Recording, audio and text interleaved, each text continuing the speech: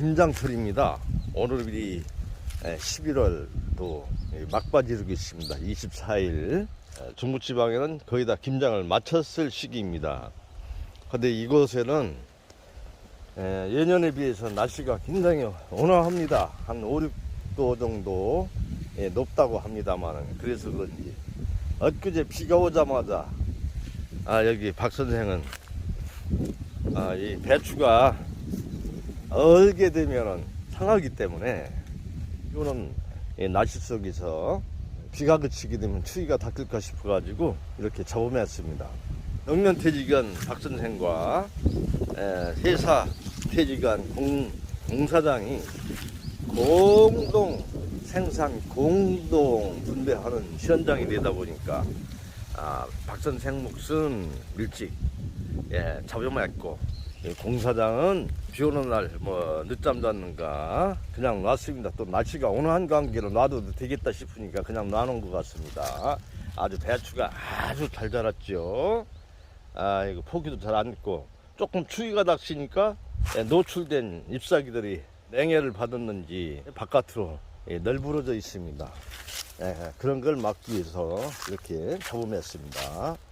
오늘은 관행농법에 대해서, 자연농법에 대해서 조금 말씀드려 볼까 싶습니다. 지금 보시는 것과 같이 이렇게 밭을 갈고 밭을 꾸미고 토양 살충을 하고 잡초가 나지 않도록 이렇게 멀칭을 하고, 그래서 비료농약을 사용하고 이렇게 과보 속에서 이렇게 보기 좋게 재배되는 이런 작물은 보통 일반적으로 행해지는 관행농법입니다. 농민들의 어떤 수익 창출을 위해서 생산성을 증대시켜야 되고, 일반 농민들도 김장을 담그기 위해서는 또 남보기에도 농사 잘 졌다, 아무래도 수량을 많도록 하기 위해서는 이렇게 재배할 수밖에 없고, 그동안 관행이었습니다. 그래서 보통 관행농법이라고 얘기되지요. 그런데 관행농법의 문제는, 예전 같은 경우는 농촌 지도서라든가 지금도 마찬가지입니다만은 비료농약을 적절한 시기에 병해라든가 여러 가지 생장에 지장이 없도록 하기 위해서 적절한 시기에 비료한 농약을 주는 지도도 하고 해왔습니다.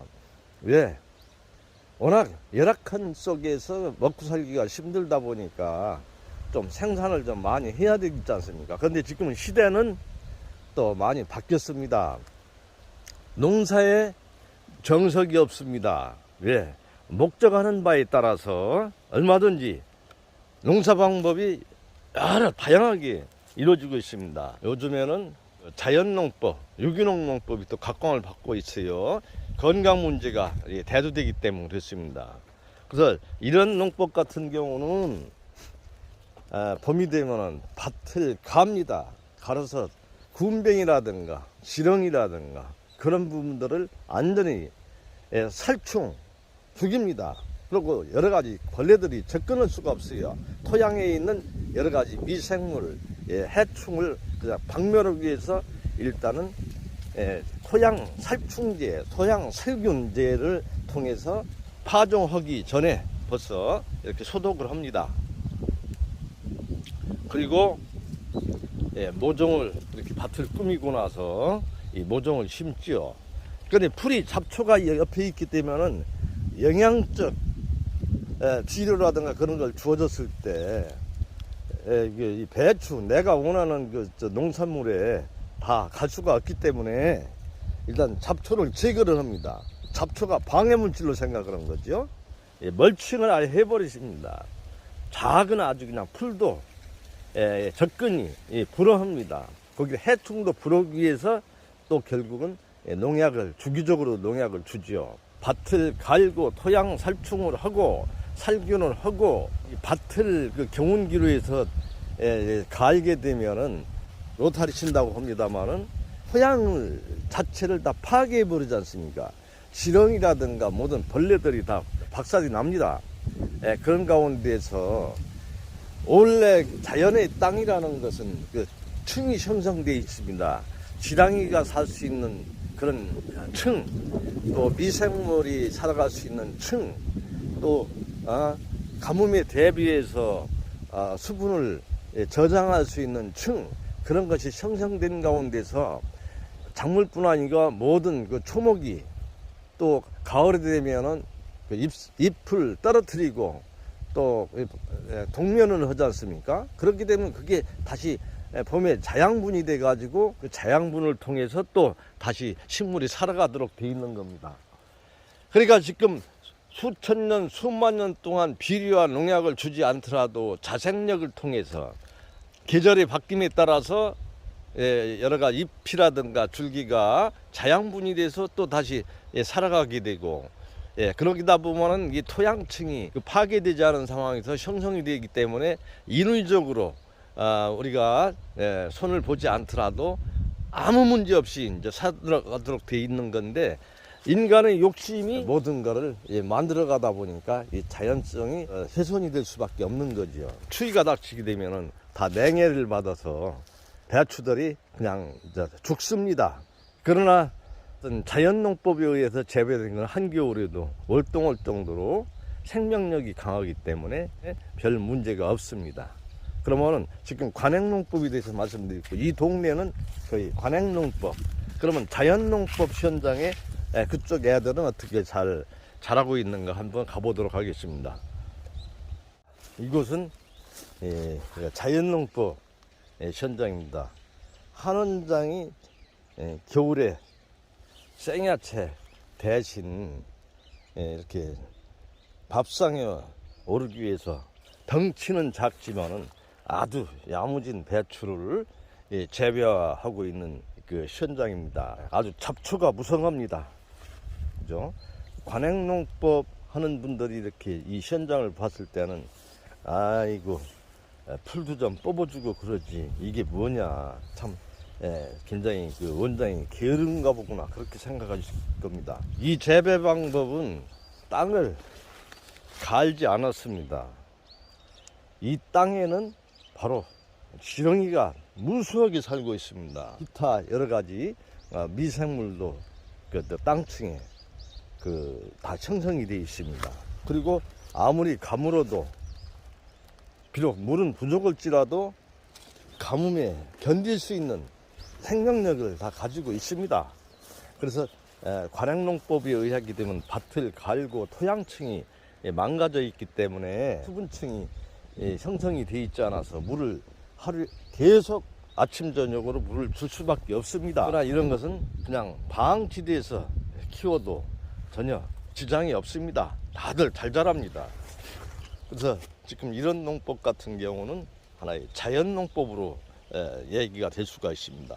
유기농법 같은 경우는 하여튼 정부에서 인증을 주지 않습니까? 그 인증을 주는데 보통 한 4년 정도 걸리잖아요. 왜? 처음부터 내가 유기농업을 하겠다라고 해서 인증을 안 주는 이유는 토양이 살아야 됩니다. 비료농약을 줘왔던 토양 속에 여러 가지 중금속 물질이라든가 농약성분 같은 것이 많이 이 토양 속에 있기 때문에 그 속에 작물을 재배하게 되면은 작물에 흡수가 돼서 그런 부분들이 이제 검출이 되는 거거든요.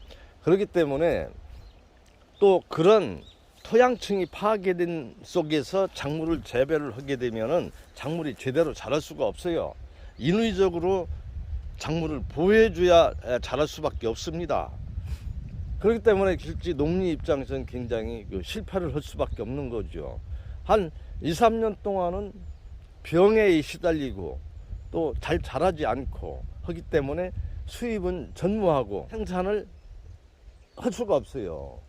그렇기 때문에 거의 한 4년 정도를 이제 고생하는 가운데서 처음에는 아주 농약을 안 줄 수가 없으니까, 왜냐하면 작물을 뭐 조금도 건질 수가 없기 때문에 농약을 주되 조금 주자 해서 저농약 그로 어떤 인증 마크를 주죠. 그러고 나서는 그 이듬해는 무농약, 3년째 들어서 전환기 유기농, 4년째 들었을 때 유기농 인증 마크를 줍니다. 정부 공인. 그건 뭐냐면은 한 4년 정도 점진적으로 비료 농약을 쓰지 않고 토양층이 형성이 됐을 때 제대로 된 그 여러 가지 농약 성분이라든가 그런 것이 다 제거돼서 다 중화되어 있는 상황에서 작물을 재배하게 되면 작물 속에 여러 가지 오염된 여러 물질들이 없다라고 인정을 해주는 거지요. 그러나 유기농업도 결국은 밭은 갑니다. 그리고 농약을 우리 몸에 해롭지 않은 자연 재료를 통해서 농약을 만들어 쓰는 그런 경향들이 좀 있어요. 왜냐하면은 생산량을 많도록 하기 위해서는 그렇게 하지 않을 수가 없어요. 근데 이런 농법 같은 경우는 여기가 생산을 떠나서 내가 먹는 음식, 나를 만들듯이 어떤 건강을 위해서 아니면 질병 치유 목적으로 해서 그런 분들은 굉장히 예민하고 몸이 저항력이 약화되어 있는 상태이기 때문에 몸에서 그런 부분들을 다 배설 처리한다는 것도 굉장히 힘이 드는 거거든요. 그래서 이 작물을 보면은 참 척박한 환경에서 억색이 자라졌습니까? 풀을 매주지 않고 그대로 풀과 경쟁하면서 자라는 거예요. 그러다 보니까 어땠어요? 스스로 인위적인 누구 도움을 받지 않고 스스로 살아나야 되는 거예요.